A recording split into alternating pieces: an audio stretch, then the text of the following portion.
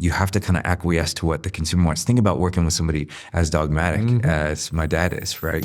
When dad had set his mind to something, he doesn't give a shit. Yeah. Exactly. He doesn't give a shit what you have to say about it. Do what he says. That's what he wants. I like not knowing what day it is.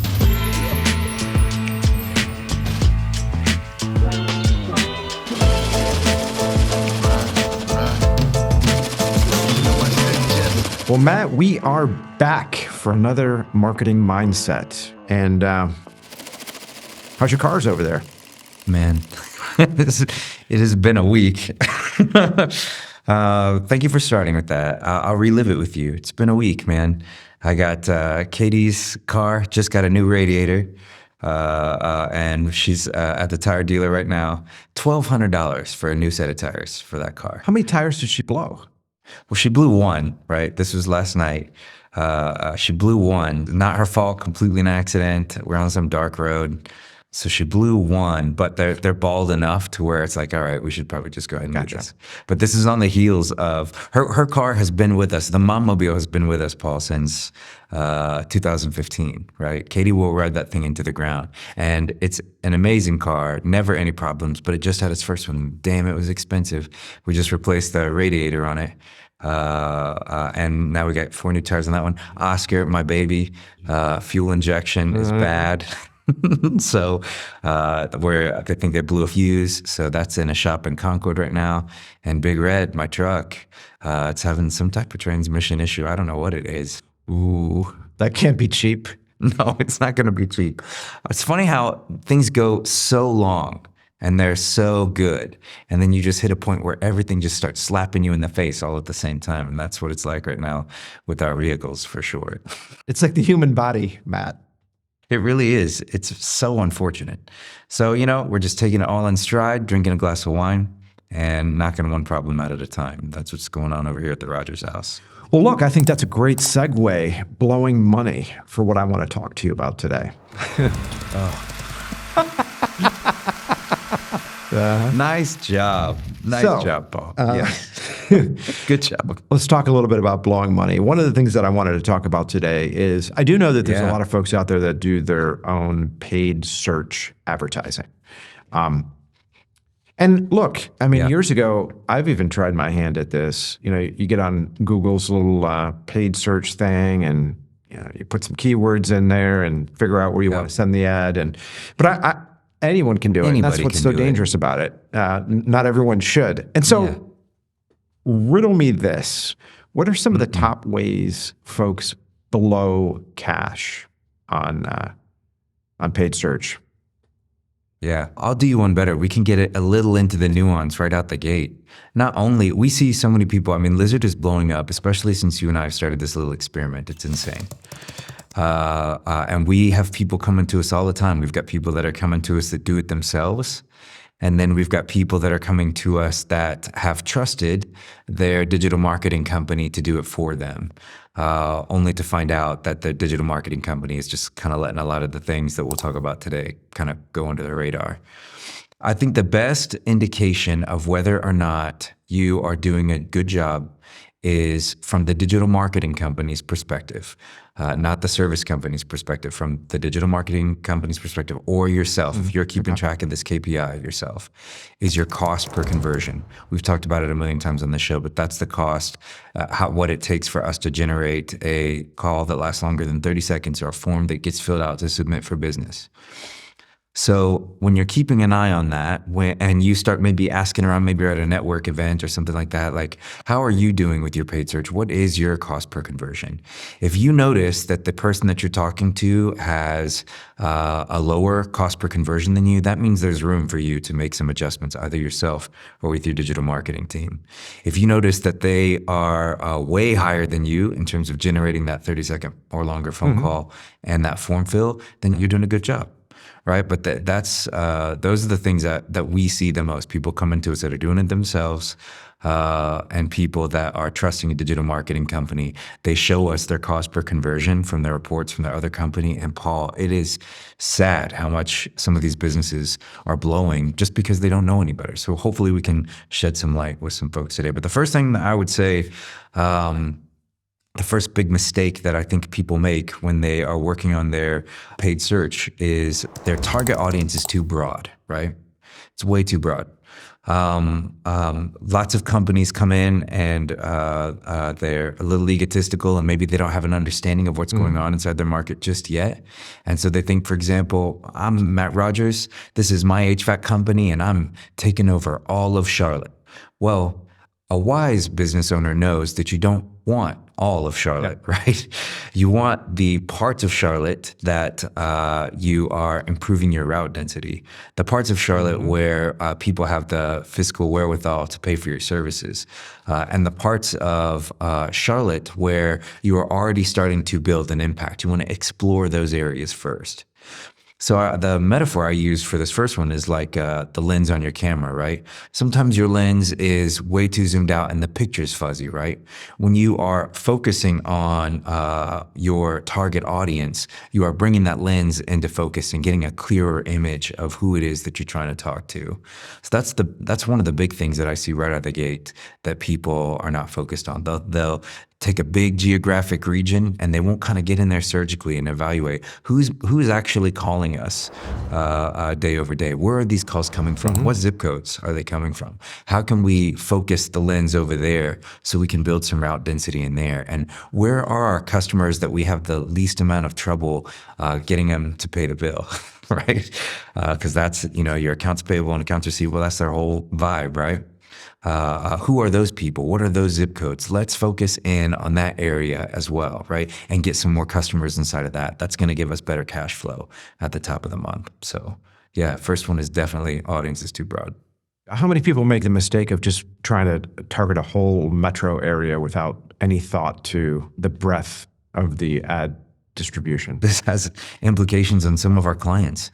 Some of our clients will choose a new geographic region to explore, set up a new Google business profile and a new address. They want to expand, open up another office. Awesome. But they didn't do any research as to what is demand like in that area? What is the average household income like in that area, right? What is possibility for route density? Is it rich with very dense neighborhoods or not, right? They're not doing any of that research and they think, I'm just going to go over here because that's going to expand my reach on the business profile. And it will, but there may not be a lot going on inside of there. So a lot of people are doing one worse. They're opening up whole offices without doing some of that research. Okay. What else you got for us? What are some other ways? I think another thing that happens a lot, we can use pest control as an example here. The next one that's really complicated to think about is your negative keywords, okay? So a lot of times when we're talking to new clients that are coming on board with us, and they've either done it themselves or they're trusting another company to do it, we will get into their negative key. We'll set up their campaigns. We'll look at the data points that they're giving us from inside the campaigns that they have access to, and we'll see that there's not a lot going on in negative keywords. And this is a big one for pest control specifically. Because in pest control, one of the keywords that almost every pest control company builds on, this has implications for all services, but this is just a great example. Because one of the keywords that we have to use is, quote, pest control near me. That's the highest searched term inside of pest control generally, right? And all of these companies that are setting up pest control, I mean, you from an M&A perspective, you see there's pest control companies are a dime a dozen these days, right? They're everywhere, right? They all have pest control, or the majority of them, like 70, 80% of them have pest control in their name, okay?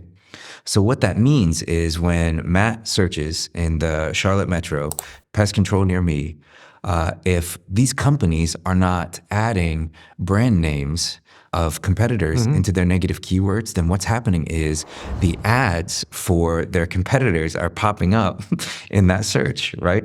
As an additional option for that consumer to look into, right? So They've searched pest control near me.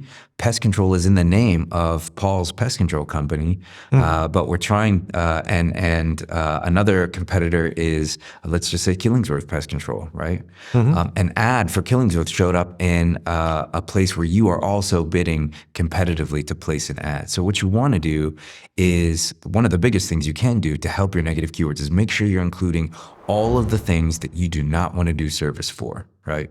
All of the things, all of the services you do not provide, that needs to go into your negative keyword list. But a big one is take a list of all of your competitors in your market, all of them by name, and put them into your negative keyword list. That's going to help prevent their ads from showing up when your ads are trying to show up. And it's going to bring down the cost of your conversion. But that's another big mistake that a lot of companies make. They don't focus on their negative keywords nearly enough. So let me understand how this would work in practice. Let's say that you were still at the helm there over at Killingsworth and you wanted to use negative keywords with regard to the search pest control near me. What would you do?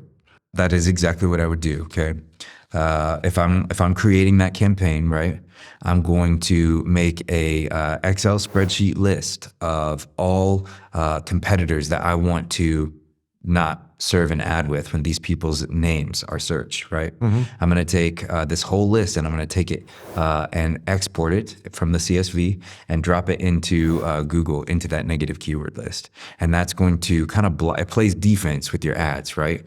It's going to tell Google, hey, don't show up when somebody is searching for terminix pest control, right?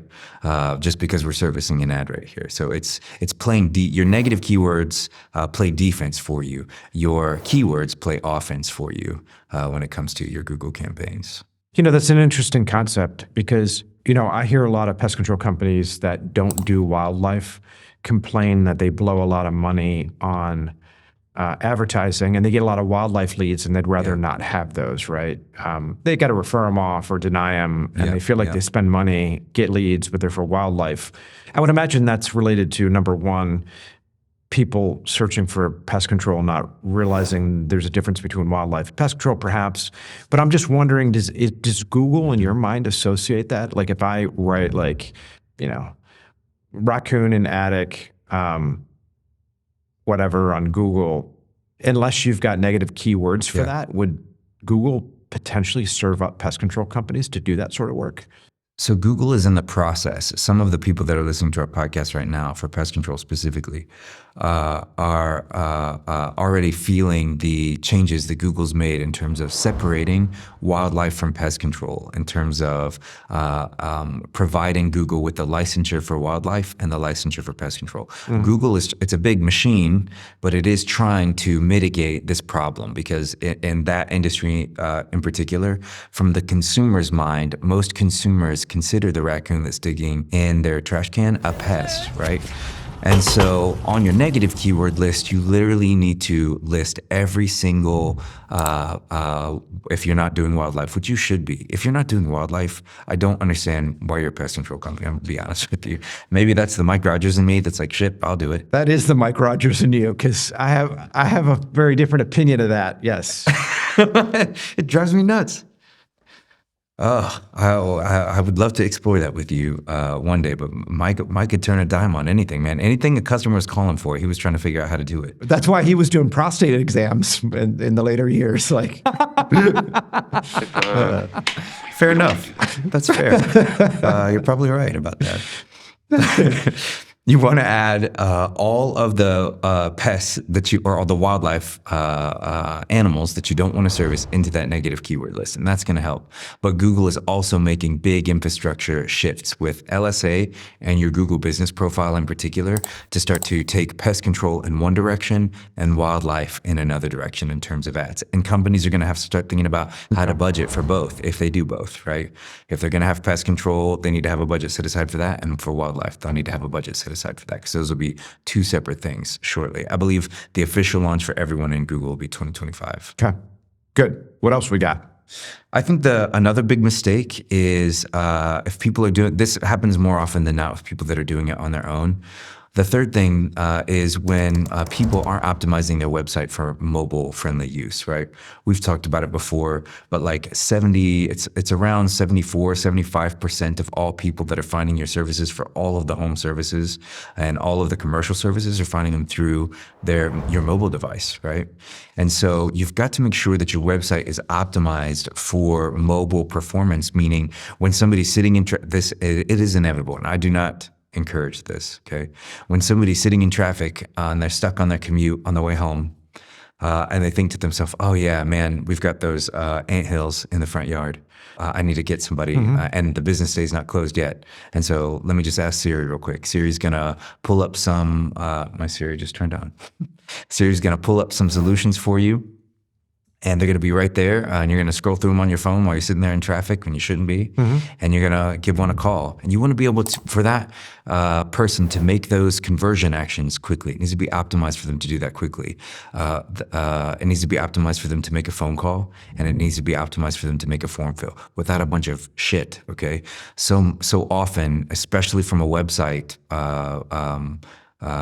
clients that come to us think of their website like a Wikipedia of their business, right? Which is not. It is not. That's not what this is. It needs to be short, sweet, and to the point, because at most a new consumer is spending 2 minutes on your website looking for information so they can make a decision, right?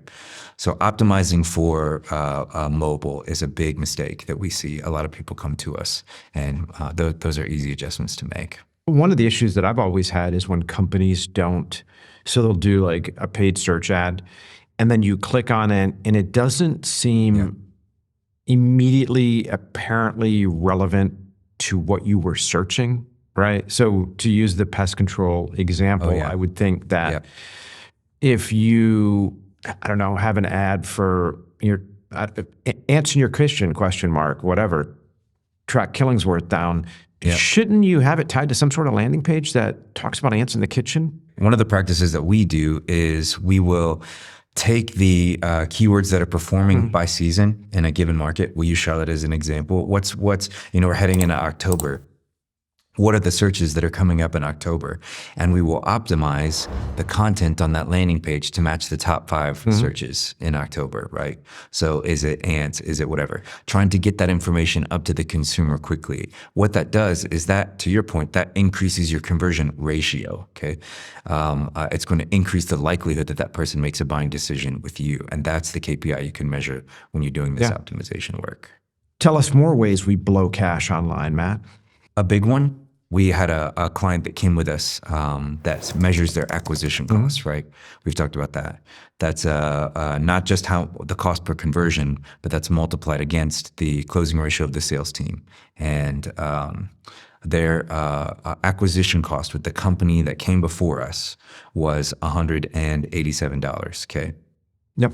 The acquisition cost for us right now was at $92, right? So they're way underneath the cost to get that consumer inside of that space, right? Which is great. I mean, that's kind of the pocket that we want to be in. And I don't want to spill all the beans on how we are able to do that, but I can say one of the things that people need to be thinking about doing is proper A/B testing with their ads, right? A lot of times, especially if you're doing it yourself, or if you've got a lazy digital marketing company that perhaps is too big to obsess about your ad campaigns every day, they are not A/B testing their ads. They're kind of, Dad used to say, they're pencil whipping. Put the ad out there and they think, my job is done. Now I'm just going to go measure my success at the end of the month, right? You need to test, A/B test everything. We go way beyond A/B testing, which is one of the reasons that we are able to get some of the costs that we get, right? But you need to at least A/B test. Same ad, this ad for ants, I'm going to have the ad copy look like this, and this ad for ants, I'm going to have the ad copy look like this. And I'm going to run the test for 1 week. And then what you need to do is whichever one is converting higher, you need to get behind that and leverage more money to that, because that's going to drive up your conversion rates and drive down your conversion costs, okay? So that's one of the things that the fourth thing that we notice people don't do enough is they're not A/B testing, right? They plug it in and they think Google's just going to run away with it and do a great job. And so that's one of the things. But another big one I was thinking about, my wife is notorious. She's a notorious price shopper, and she is always doing her research before she jumps in to do business with a company, right? And the one thing that people aren't utilizing enough, and it's very cost effective, is retargeting campaigns inside of Google. So a retargeting campaign is Paul's PR service company has got an ad out there, and someone like my wife is looking for your service. And look, she finds your ad, she makes it to your landing page, and she's looking around. She's reading reviews, how other people experience it, and she thinks, okay, I like this. I'm going to come back to this, right? But let me go look at some other companies and see what their reviews are like. That is my wife's psychology, right? A retargeting ad is going to follow Katie once she leaves that space and heads into other spaces. Maybe she's heading over to YouTube. Maybe she's going to pop into Meta real quick before she finishes her research to check in on her best friend's latest picture of her dog, right? Or something like that, right? Those ads are going to follow her into that space to keep reminding Katie, hey, you really liked Paul's service company. Just wanted you to know that we're offering this, and you could take advantage of that now if you wanted to, right? And it's going to follow her into those spaces, and it's very cost effective. It's not nearly as expensive as your LSA ads and your paid search ads, right? And so it's a great way to get more conversion opportunities to follow people through the rest of their internet browsing until they clear their cache. And so that's definitely one of the things that people are not using that they could be using. I feel like a lot of people aren't doing that, actually. For sure. What else you thinking? Any other major areas that cash is being incinerated? One of the things that we see more times than not when a client's coming on board with us, or honestly, if we're taking too much advice from the client, there's one client that we work with right now in particular where we listen to the client more than we should to try to keep that relationship in the positive, net positive. But they have weak click-through actions. Man, I don't know how to give you an example. I'll try to give you an example without calling this person out. We're heading into the winter. This is a great way to think about it for pest control, right? Pest control is heading into the winter. As you go into the winter, businesses are thinking a couple of things. They're thinking, I'm just going to stop paid search advertising, which they should not. And they're also thinking of the wrong click-through action. In the winter, you want a deeply discounted winter pest special, okay? Winter wildlife special, right? Winter lawn special, right? You want a deeply discounted special, and that is your click-through action for October, November, December, and January, okay? One of the clients that we're working through right now considers their guarantee to prevent a homeowner from having any pest problems as a solid click-through action. Well, in the mind of the consumer expects that they're not going to have pest control problems, but this company just makes us use this as the click-through action, and it greatly inhibits the ability to get that person to grab that conversion action, that phone call or that form fill, and submit it to the company, right? The consumer assumes that there's not going to be any problems, right? That's why they're looking for your service, right? The action needs to be incentivizing the person to take the bait. It's like fishing, right? You got to have a nice fat worm on the hook if that fish is going to bite. If you just have a hook, they're going to look at that hook and be like, well, that's nice, but we're going to keep looking, right? So my only question about that is, why do you continue to listen to the client? We try to push back, but at the end of the day, this is what's really hard. I've worn both hats, right? We grew our company, we sold our company, and I worked with a digital marketing company to do that, right? But now I am the digital marketing company, and I'm trying to help these companies achieve similar success, right?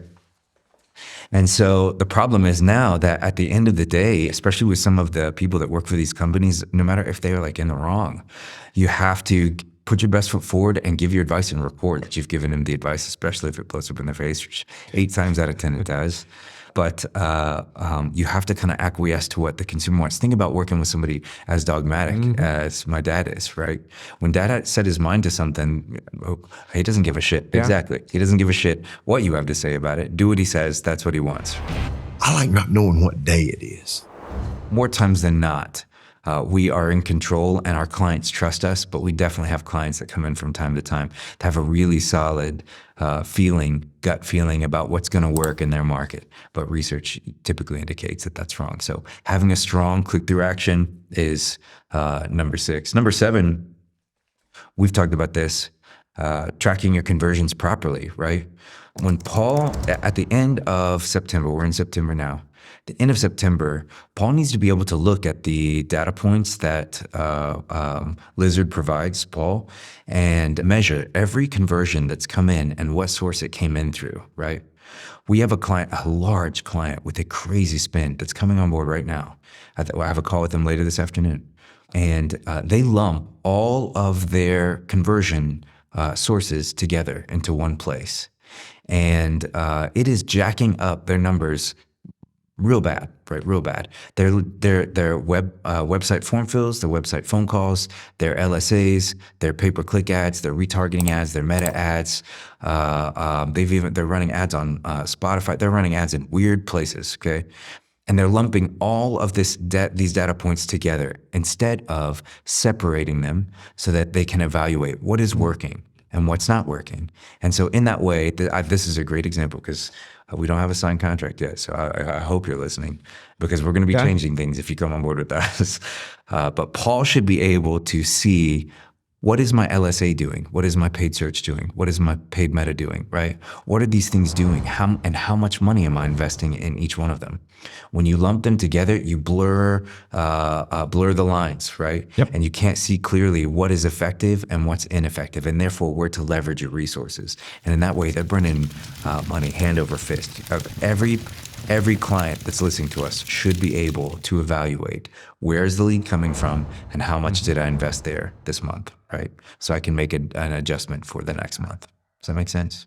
Yeah, it makes sense. It makes total sense. And, this whole LSA thing, Pat and I just interviewed Jonas Olson on The Buzz. I think it'll go out next week.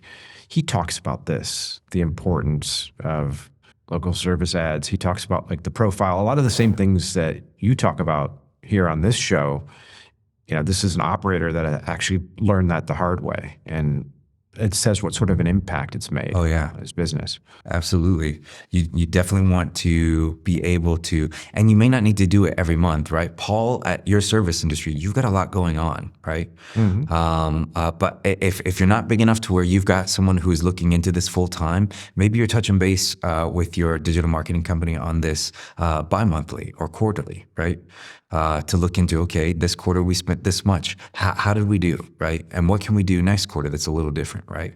But you need to have a pulse on where your money is going and how effective it is so that you can stop. This person was using Spotify ads, okay? And I was like, do you have any idea how much money you are throwing down the drain with those ads? And they're like, no. And I was like, no, you don't, because you've lumped all your sources together. But we'll separate them for you, and then you're going to see. Last but not least, number 8. This one's really simple. So often when a client is coming to us, they're focusing on their clicks, instead of their conversions, right? They're optimizing for clicks instead of conversions. You can get people, click just means engagement to Google, right? To your website, to analytics. Click means the person is looking around on their phone, they click this link, and in that way they've engaged with something in that pace. And that is an important KPI to keep up with, but it will never supersede the need to focus on conversions, right? You can generate a lot of clicks, but people don't end up making a buying decision, right? Mm-hmm. And so the conversion means they're ready. They're ready to talk to you about doing business, right? And so how can you optimize the content that is there, or change the content that is, simplify the content that's there, so that you are increasing the number of conversions that you are making, right? And driving down the cost for those conversions, right? That has big implications. When you optimize for click, you're just blowing money, and money's not coming in because nobody's converting and they're not calling you up to do business, right? Interesting. So we see that a lot when we're talking to new clients that are coming on board with us. To me, this was probably one of the more educational sessions we've done. And I think you kind of drilled down on a lot of faux pas folks are making out there. And so I appreciate that, Matt. Yeah, absolutely. I'm glad to help. Okay, until next week.